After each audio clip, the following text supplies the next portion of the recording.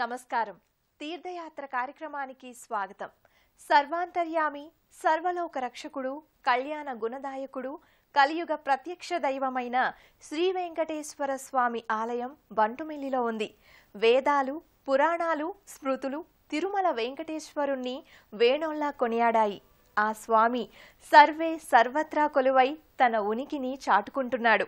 ఆ నేపథ్యంలోని మరో శ్రీ వెంకటేశ్వర స్వామి సన్నిధానం కృష్ణా జిల్లా బంటుమిల్లిలో నెలకొని ఉంది.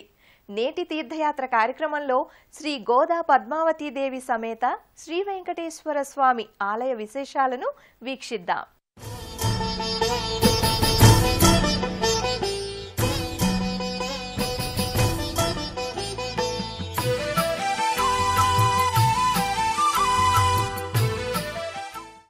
తిరుమలేశునిగా, శ్రీనివాసునిగా, ఏడుకొండలవానిగా, బాలాజీగా, ఆపద మొక్కులవానిగా ఇలా అనేక విధాల భక్తులందరి చేత ఆర్తిగా, ఆర్ద్రంగా, ఆనందంగా పిలిపించుకుంటున్న స్వామి బంటుమిల్లిలో శ్రీ పద్మావతి గోదా సమేత శ్రీ వెంకటేశ్వర స్వామిగా పూజలందుకుంటున్నాడు.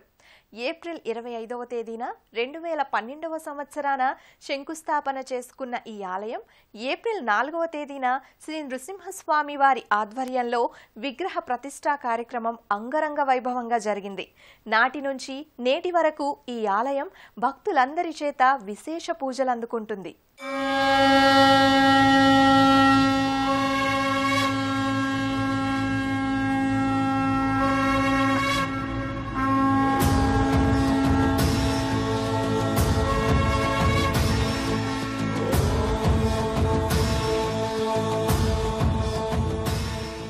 శ్రీమన్ కృపా జలనిధే కృతసర్వలోక సర్వజ్ఞశక్తి నతవత్సల సర్వశేషిన్ స్వామిన్ సుశీల సులభాశ్రిత పారిజాత శ్రీ వెంకటేశ చరణౌ శరణం ప్రపద్యే. ఈశ్వరుడే వెంకటేశ్వరుడు. వేం అంటే పాపాల్ని, కటా అంటే నివారించువాడు అని అర్థం. పాపాలను ధ్వంసం చేసేవాడు ఈశ్వరుడు. ఆ ఈశ్వరుడే శ్రీహరిగా, వెంకటేశ్వరునిగా ఈ కలియుగంలో అవతరించాడు. తన దివ్య చైతన్యాన్ని సర్వే సర్వత్రా ప్రసరింపచేస్తున్నాడు. గోవింద గోవిందయని కొలువరే, గోవిందాయని కొలువరే, గోవింద గోవిందయని కొలువరే.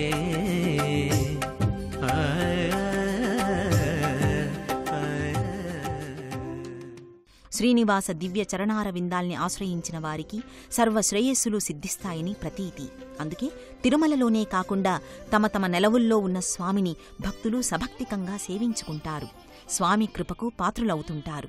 అలా ఆవిష్కారమైన నూతన శ్రీ వెంకటేశ్వర స్వామి ఆలయాలలో కృష్ణా జిల్లా బంటుమిల్లి మండలంలో నెలకొన్న శ్రీ గోదా పద్మావతి సమేత శ్రీ వెంకటేశ్వర స్వామి ఆలయం ఆనాడు కరిని బ్రోచేందుకు శ్రీకూచో పరిచయ లాంఛలాన్ని వీడకుండానే పరుగు పరుగున వచ్చి గజేంద్రుణ్ణి కాచుకుడిపించే దివ్య పురుషోత్తముడు శ్రీహరి. ఆ మంగళకారుడు కొలువైన ప్రతి కోవెల ఒక రమణీయమైన వైకుంఠమే. ఈ ఆలయం అత్యంత ఆహ్లాదకరమైన ప్రకృతి శోభ నేపథ్యంగా అలరారుతుంటుంది. చూడముచ్చటైన పరిసర ప్రాంతాలతో పచ్చదనం పరిమళించే నేపథ్యంలో ఈ ఆలయం నెలకొని ఉంటుంది. గృహావాసాల మధ్య నెలకొని నిత్యం భక్తులతో సందడిగా కనిపిస్తూ ఉంటుంది.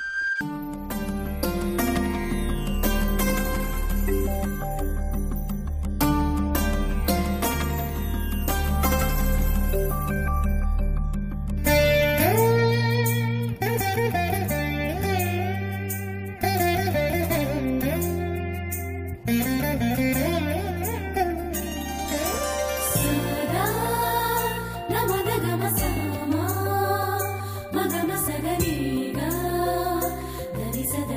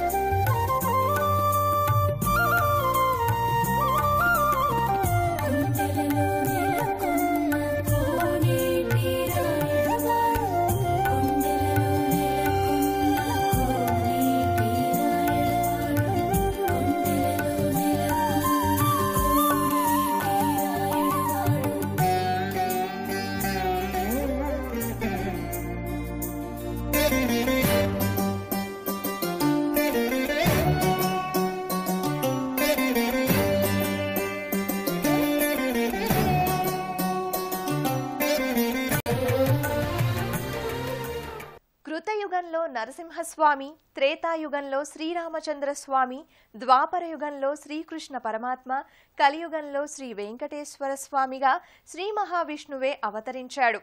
వెంకటేశ్వర స్వామికి తమ ఆవాసాలకు సమీపాననే ఆలయాలు నిర్మించుకొని భక్తి శ్రద్ధలతో అనేక మంది అర్చించుకుని తరిస్తూ ఉంటారు. అలా ఆ స్వామి ఈ ఆలయ గర్భాలయంలో కొలువై భక్తుల అభీష్టాలను నెరవేరుస్తూ ఉంటాడు. ఆ స్వామి అలంకార వైభవాన్ని ఒక్కసారి తనివితీరా వీక్షిద్దాం.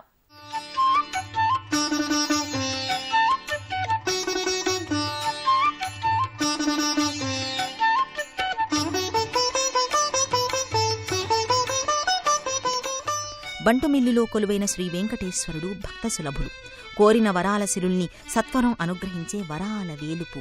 అలాంటి శ్రీనివాసుడు జగత్కల్యాణదాయకంగా సర్వమంగళకరంగా గర్భాలయంలో శోభిల్లుతున్నాడు. సర్వాలంకృతంగా స్వామి జగన్మోహనంగా భక్తులకు దర్శన భాగ్యాన్ని అనుగ్రహిస్తున్నాడు. శేషాచల శిఖరాల కలశం కాంచిన చాలును బ్రతుకే ధన్యం కాంచిన చాలును. గర్భాలయంలో వైకుంఠ వైభవంతో అలరారుతున్న శ్రీవారు భక్తుల ఈతి బాధల్ని కడతేర్చడానికి సంసిద్ధంగా ఉన్నట్టుగా కటి వరదహస్తాలతో మనోహరంగా దర్శనమిస్తుంటాడు. శ్రీవారి కంఠాన చేరిన స్వర్ణాభరణాలు, పూలహారాలు భక్తుల జన్మజన్మల నోము తీరిన పరితాపంలా పరిమళాలను నలుదిశలా వెదజల్లుతుంటాయి. ఈ మూలమూర్తిని దర్శించుకోవడానికి నయనాలు ఎంతో పుణ్యం చేసుకుని ఉండాలన్నంత దివ్యాలంకార శోభితుడై పద్మపీఠంపై నిల్చుని దర్శనమిస్తాడు స్వామి. పాపపు చీకటి బాపే కిరణము శేషాచల శిఖరాల కలశం కాంచిన చాలును బ్రతుకే ధన్యము కాంచిన చాలును బ్రతుచల శిఖరాల కలశం కాంచిన చాలును బ్రతుకే ధన్యము కాంచిన చాలును. అనంత తేజోమయ కాంతితో దేదీప్య ప్రభా సమన్వితంగా వెలుగొందే శ్రీవారు భక్తులకు నేత్రపర్వాన్ని కావిస్తాడు. స్థానక భంగిమలో శంఖు చక్ర ఆయుధాల్ని ధరించి తిరునామాలతో స్వామివారు సర్వాంగ సుందరంగా గోచరిస్తాడు. సకలాభరణాలతో వివిధ పుష్పమాలలతో స్మరిస్తే చాలు మన చేరువలోనే శ్రీహరి వేంచేసి ఉంటాడు. ఆనాడు కరిని బ్రోచేందుకు శ్రీ కుచోపరి చేలంచలాన్ని వీడకుండానే పరుగు పరుగున వచ్చి గజేంద్రుణ్ణి కాచుకున్నాడు. ఇప్పుడు ఈ కలియుగంలో కూడా భక్తుల రక్షణార్థమై స్వామి ఇక్కడ వేంచేసి భక్తుల కష్టాలను కడతేరుస్తున్నాడు.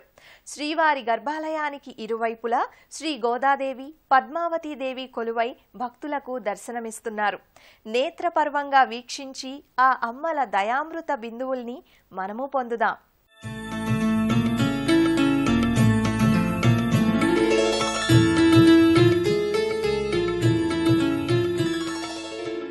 శ్రీ వెంకటేశ్వర స్వామివారి దివ్య సన్నిధికి ఇరువైపులా పద్మావతీదేవి, ఆండాళ్మాత అంటే గోదాదేవి కొలువై ఉంటారు.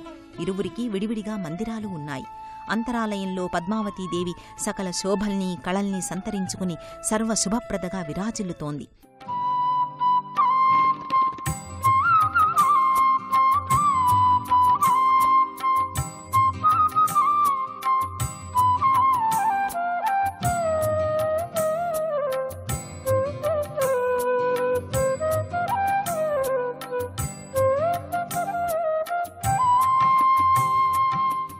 తోరణయుక్తంగా పద్మాసనస్థిత అయిన పద్మావతి అమ్మవారు ముక్కుకు ముక్కెర, రజత నేత్రద్వయంతో కాసుల పేరను గళసీమలో ధరించి స్వర్ణ రజత ఆభరణయుక్తంగా పుష్పమాలల అలంకరణలో శోభిస్తుంటుంది.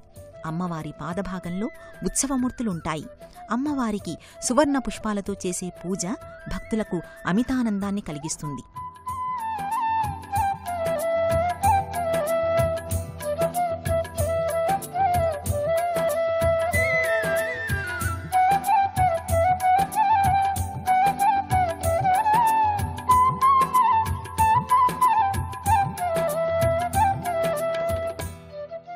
శ్రీ వెంకటేశ్వర స్వామి సన్నిధికి మరోవైపున ఆండాళ్ కోవెల ఉంటుంది. శ్రీరంగనాథుణ్ణి వలచి స్వామిని చేపట్టడానికి పాసురాలు రాసి విన్నవించి శ్రీవారి మనసు గెలుచుకున్న గోదాదేవి అమ్మవారు భక్తుల్ని విశేషంగా ఆకర్షిస్తుంది. పుష్పశోభితంగా స్వర్ణ రజతాభరణయుక్తంగా గోదాదేవి నిలువెత్తు మూర్తిగా బంగారు కాసుల పేరను మెడలో ధరించి భక్తులకు తన నిజరూప దర్శనాన్ని కలిగిస్తుంటుంది.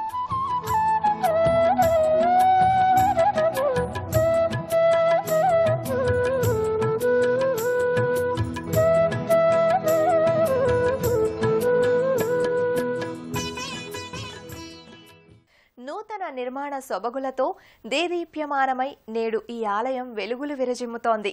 ఈ ఆలయ ఉపమందిరాల దర్శనం సర్వదా శ్రేయోదాయకంగా భక్తులు భావిస్తారు.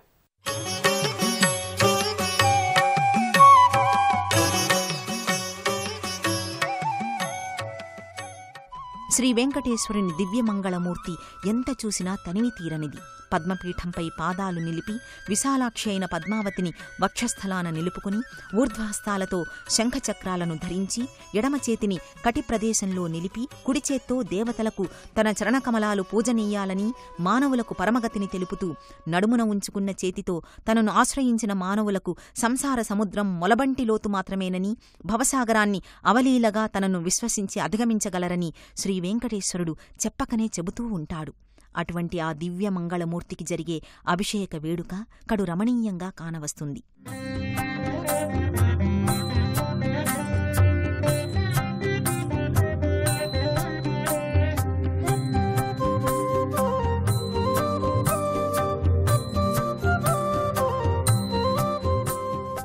పంచామృతాలతో హరిద్రోదకాలతో సహస్రధార పాత్రతో జరిగే అభిషేక వేడుక చూడముచ్చటగా నేత్రానందాన్ని కలిగిస్తుంటుంది.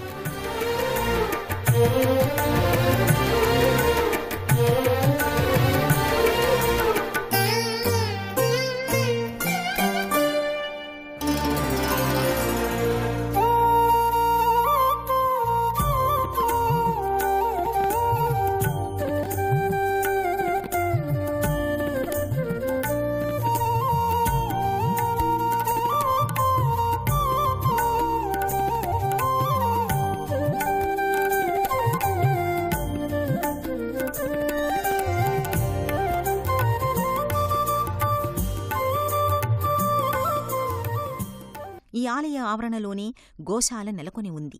సమస్త దేవతాస్వరూపమైన గోవుకు ఇక్కడ విశేష పూజలు నిర్వహిస్తారు. తమతో తెచ్చుకున్న పూజాది సామగ్రితో గోవుకు కుంకుమ, పసుపు అలది పూలమాలలను వేసి భక్తితో పూజించుకుంటారు. గోపూజ చేయడమంటే సాక్షాత్తు కామాక్షి పరదేవతకు సమస్త దేవతలకు పూజ చేసిన పుణ్యఫలితం కలుగుతుంది అనడంలో ఎటువంటి సందేహం. బంటుమిల్లి శ్రీ వెంకటేశ్వర స్వామి ఆలయం నిత్య కళ్యాణం పచ్చతోరణంగా బాసిల్లుతుంది. సకల అభిష్టాల్ని నెరవేర్చే సమ్మోహన రూపుడిగా ఇక్కడి శ్రీ వెంకటేశ్వరుడు ప్రసిద్ధుడు. సంవత్సరం పొడవునా ఉత్సవాలు, కైంకర్యాల ఆగమోక్తంగా నిర్వహించడం ఈ ఆలయం ప్రత్యేకత. ఆధ్యాత్మికతతో పాటు మానసికోల్లాసాన్ని అందించే ఈ శ్రీనివాసుడి లీలా విశేషాల్ని ఎంత చెప్పుకున్నా తక్కువే.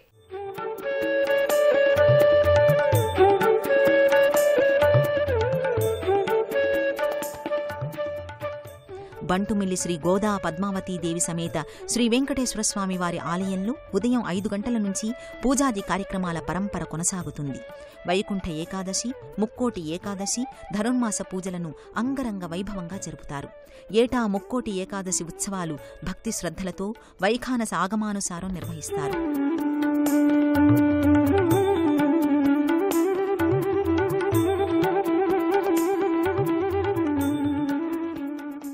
శ్రీహరి దశావతారాలకు సంబంధించిన మత్స్య, కూర్మ, వరాహ, నారసింహ, పరశురామ, రామ, కల్కి ఇలా వరుసగా స్వామి అవతారమూర్తులు కానవస్తాయి. ప్రాకారాదులపై గణపతి, శ్రీకృష్ణుడు, అమ్మవారు, వీణాపాణి సరస్వతి, నారాయణ, గరుత్మంత, సింహ, వ్యాఘ్రమూర్తులు పొందికగా నేత్రపర్వాన్ని కావిస్తుంటాయి.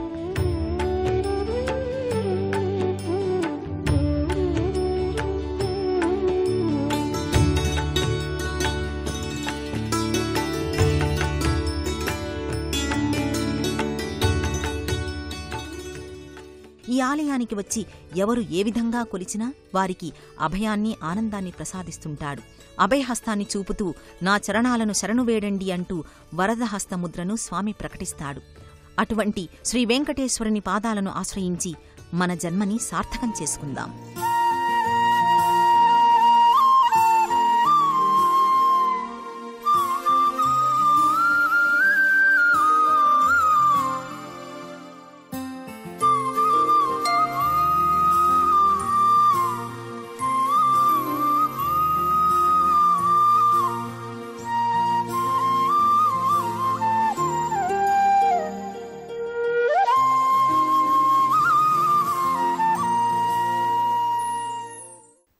అఖిలాండకోటి బ్రహ్మాండ నాయకునిగా ఆది పురుషోత్తముడుగా కలియుగ దైవంగా శ్రీ వెంకటేశ్వరుడు అవతరించాడు. అటువంటి ఆపద మొక్కుల ఏడుకొండలవాడు కోరిన కోర్కెలు తీర్చే కల్పద్రుమంగా బంటుమిల్లిలో కొలువుదీరి భక్తజన సులభుడై భాసిల్లుతున్నాడు.